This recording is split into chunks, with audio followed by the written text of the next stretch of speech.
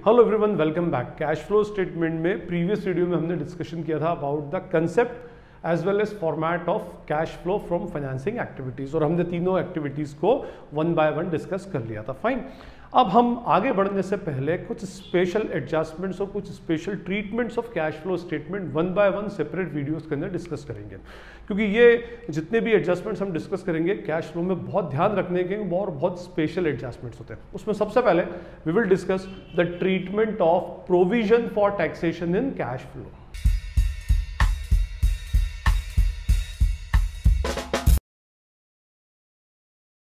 Provision for taxation एक ऐसा adjustment है जो रिपीटेडली कैश फ्लो स्टेटमेंट के अंदर आता है, कैश फ्लो स्टेटमेंट के क्वेश्चंस में आता है।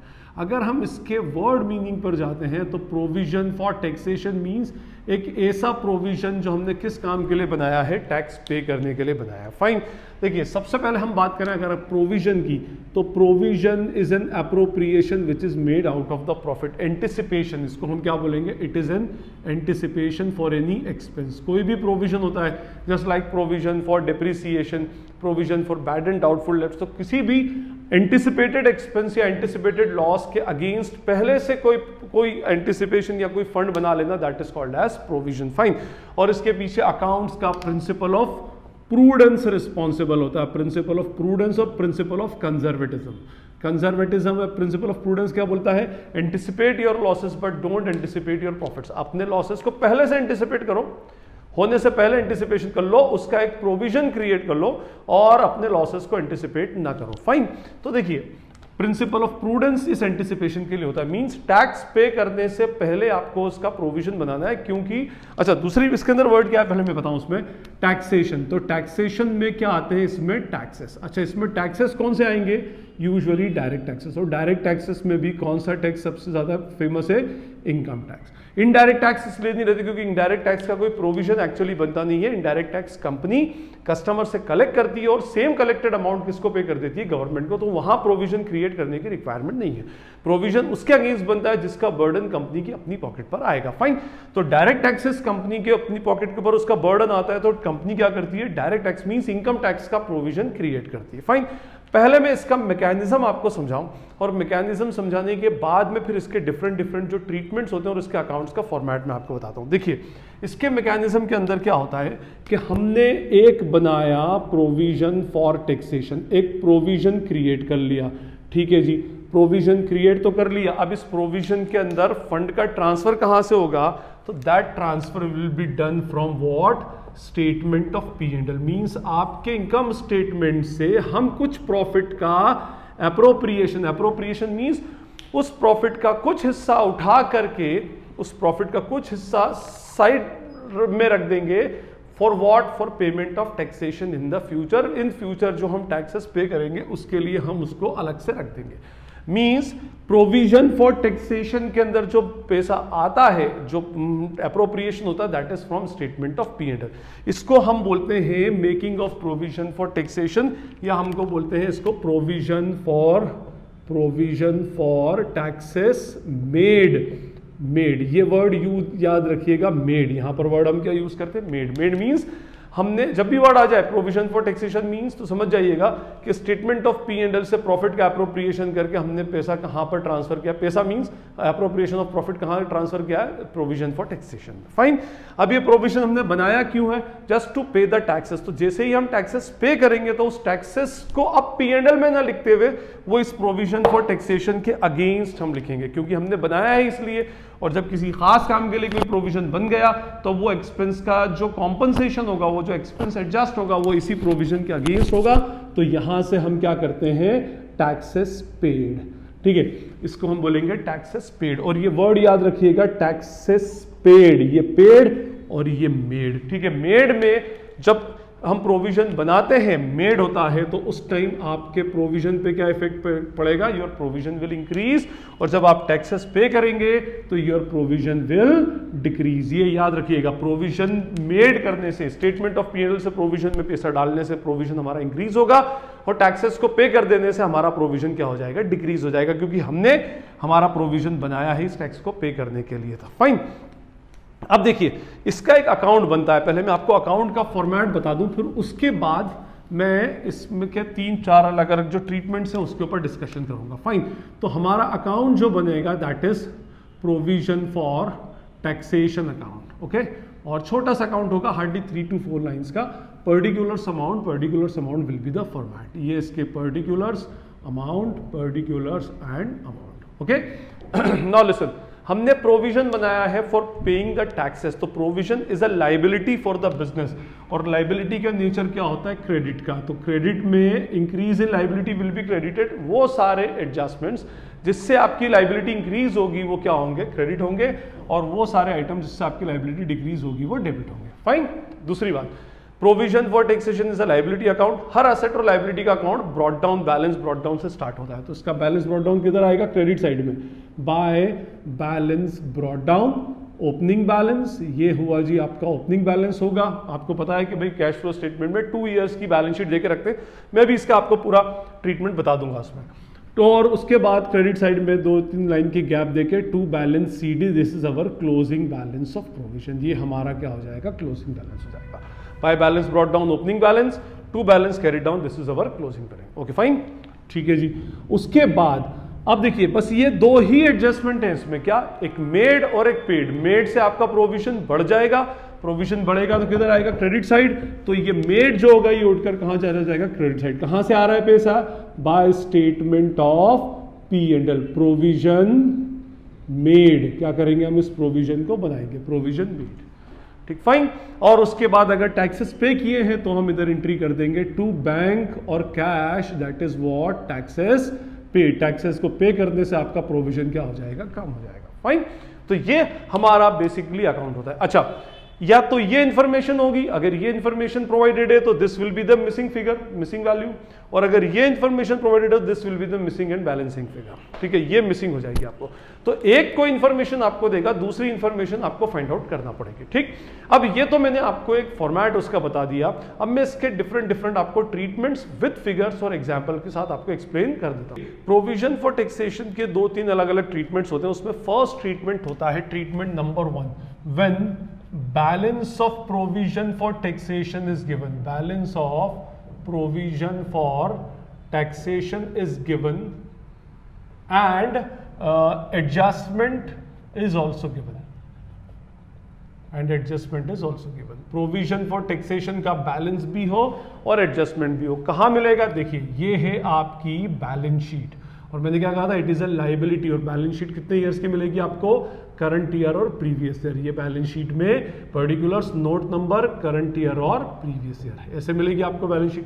आप जब इक्विटी एंड लाइबिलिटी साइड में जाएंगे तो वहां पर आपको हेडिंग मिलेगी करंट लाइबिलिटीज, और करंट लाइबिलिटीज में सबसे पहले होते हैं शॉर्ट टर्म बोरोइंग्स, फिर सेकंड होता है ट्रेड पेबल्स, थर्ड होता है अदर करंट लाइबिलिटीज, और फोर्थ होता है शॉर्ट टर्म प्रोविजंस। तो ये जो फोर्थ आपका शॉर्ट टर्म प्रोविजंस है, ये शॉर्ट टर्म प्रोविजंस की हेडिंग में आपको यहां पर मिलेगा।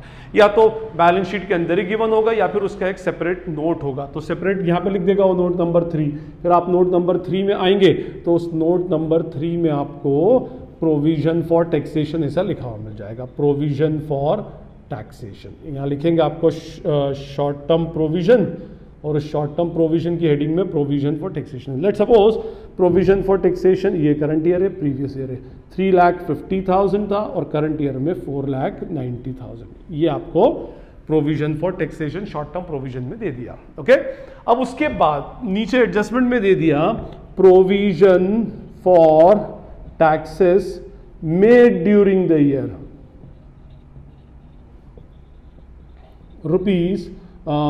₹2,10,000।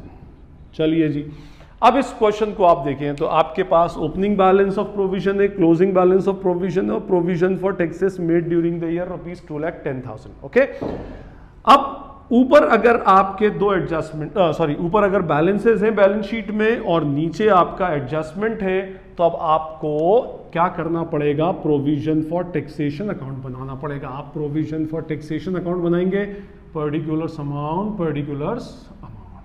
ठीक है जी, ये बना अपना।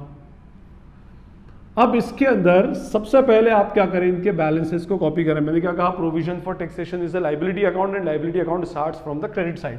तो हम यहाँ लिखेंगे by balance BD opening balance is ₹3,50,000 as per example. ये 3,50,000 हो गया और बैलेंस शीट के अंदर लिखी हुई आइटम्स के सिंगल इफेक्ट होंगे, यहाँ पर आ चुका है।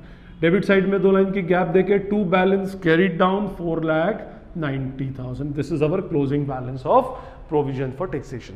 अब प्रोविजन फॉर टैक्सेशन मेड, मैंने अभी क्या कहा था, मेड मतलब बनाया गया मींस फर्दर प्रॉफिट ट्रांसफर किया गया from statement of P&L to provision for taxation.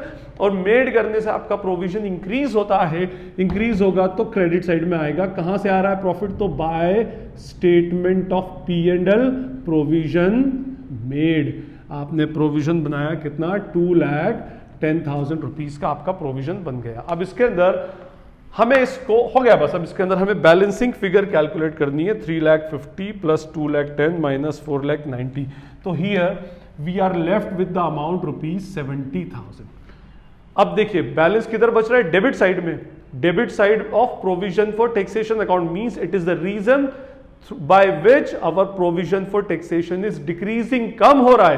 तो हम यहां पे लिखेंगे टू बैंक, कैसे होता है कम, टैक्सेस को पे कर देने से, तो टैक्सेस पेड, ये चला जाएगा उसके अंदर। फाइन। अब ये बस ये बैलेंसिंग फिगर हो गया, आपका अकाउंट पूरा है। अब कौन सी आइटम कहां जाएगी ये मैं आपको बता देता हूं। देखिए ये statement of P&L provision for taxation जो है ये एडजस्टमेंट में जाएगा। ऑपरेटिंग एक्टिविटी से पहले जो फॉर्मेट बनता है, net profit before tax and extra ordinary items. Extra ordinary items में जाकर क्या हो जाएगा, ये ऐड हो जाएगा, उधर ऐड हो जाएगा, याद रखिएगा। Fine.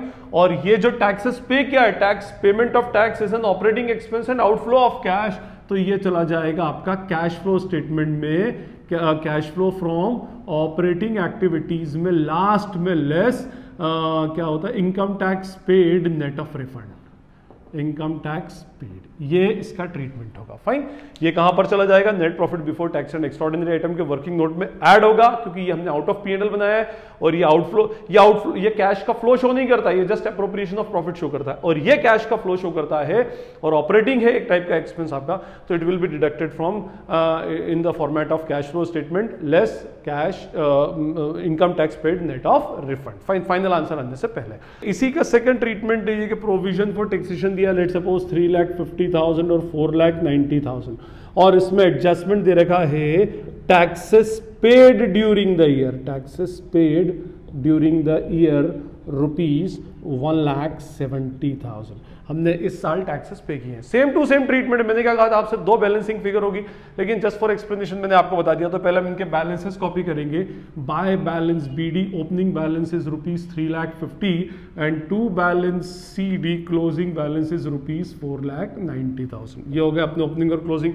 Taxes paid, taxes are paid out of the appropriation. हमने प्रोविजन बनाया किस लिए, टैक्सेस पे करने के लिए। टैक्सेस पे करने से हमारा प्रोविजन कम होगा और कैश का फ्लो होगा, तो हम यहां लिख देंगे टू बैंक टैक्सेस पेड, बस प्रीवियस वाले का उल्टा, 1,70,000 रुपीज। उसके बाद इस अकाउंट को हम बैलेंस करेंगे, तो इधर balance 170 plus 490 minus 3,50,000 is 310,000। Means अब क्रेडिट में बैलेंस बच रहा है, तो ऐसा कोई रीजन जिससे आपका प्रोविजन फॉर टैक्सेशन इंक्रीज हुआ था, कैसे होगा, स्टेटमेंट ऑफ P&L से ट्रांसफर से। तो by statement of P&L bracket में मेड। फाइन। तो ये 3,10,000 आ जाएगा। ये हमारा अकाउंट फिर से पूरा हो गया। सेकंड ट्रीटमेंट अगेन व्हाट, ये कहां जाकर ऐड होगा, statement net profit before tax and extra ordinary items में, जो आपका एडजस्टमेंट होता है net profit before tax and extra ordinary item में जाकर ऐड हो जाएगा। और ये जो होगा आउटफ्लो ऑफ कैश है, तो ये ऑपरेटिंग एक्टिविटीज में कैश माइनस हो जाएगा लास्ट में जाकर के। फाइन। तो ये अपने सेकंड 2 ट्रीटमेंट हो गए। अब अगर हम इसके थर्ड ट्रीटमेंट की बात करें, तो थर्ड ट्रीटमेंट जो होगा, थर्ड का मतलब सेकंड ट्रीटमेंट, वो फर्स्ट ट्रीटमेंट के अंदर ही मैंने आपको 2 बताए थे। एक में प्रोविजन फॉर टैक्सेशन मेड दिया तो टैक्सेस पेड निकाला, एक में टैक्सेस पेड दिया था तो प्रोविजन मेड निकाला। Fine. Number 2, when only balances of provision for taxation is given, और आपके पास कोई फर्दर एडजस्टमेंट नहीं होगा, एडजस्टमेंट नहीं होगा, प्रीवियस में बैलेंसेस भी थे और एडजस्टमेंट भी थे। This is our balance sheet, और बैलेंस शीट में कहां मिलेगा आपको, करंट लायबिलिटी में, शॉर्ट टर्म प्रोविजंस में, प्रोविजन फॉर टैक्सेशन। ये मैं ये लिख रहा हूँ, अदरवाइज आपको क्वेश्चन में नीचे एक नोट में गिवन होता है, ठीक, फाइन। जैसे इधर दे दिया 2,70,000 और 3,10,000, ये हमारे बैलेंसेस दे दिया और इससे रिलेटेड कोई एडजस्टमेंट आपको नीचे नहीं दिया हुआ, फाइन। तो अब आपके पास सिर्फ ये है, तो अब इसका मीनिंग क्या है, this is the balance of current year, this is the balance of previous year. ये प्रोविजन लास्ट ईयर बनाया था, जब लास्ट ईयर का स्टेटमेंट ऑफ P&L बनाया था, ये प्रोविजन इस ईयर में बनाया है, ठीक है।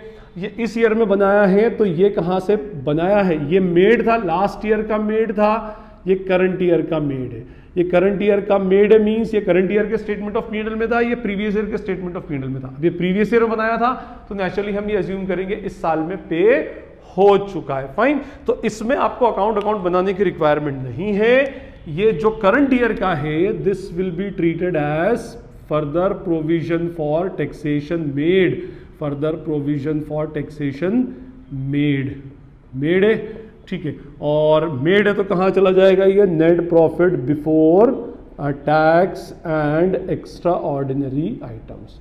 Net profit before tax and extra ordinary items में जाकर क्या हो जाएगा, प्लस हो जाएगा, ओके।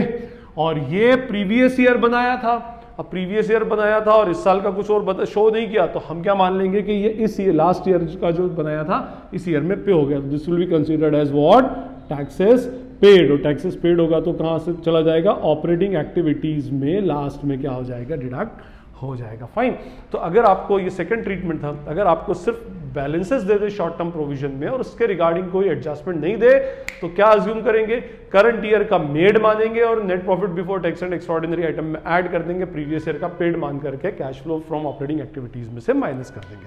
और इसका लास्ट ट्रीटमेंट होता है नंबर 3, ये बहुत कम केसेस में आता है, when only adjustment is given, when only adjustment is given और no balances. Balances, balance sheet के अंदर प्रोविजन फॉर टैक्सेशन का बैलेंस नहीं है और आपको एडजस्टमेंट दे दिया, ऊपर कोई आपकी बैलेंस शीट में कोई बैलेंस नहीं, शॉर्ट टर्म प्रोविजन में कहीं पर भी कोई एडजस्टमेंट नहीं है, नीचे एडजस्टमेंट दे दिया। एडजस्टमेंट क्या देगा, या तो बोल देगा taxes paid during the year, taxes paid during the year ₹1,50,000, या तो ये दे देगा।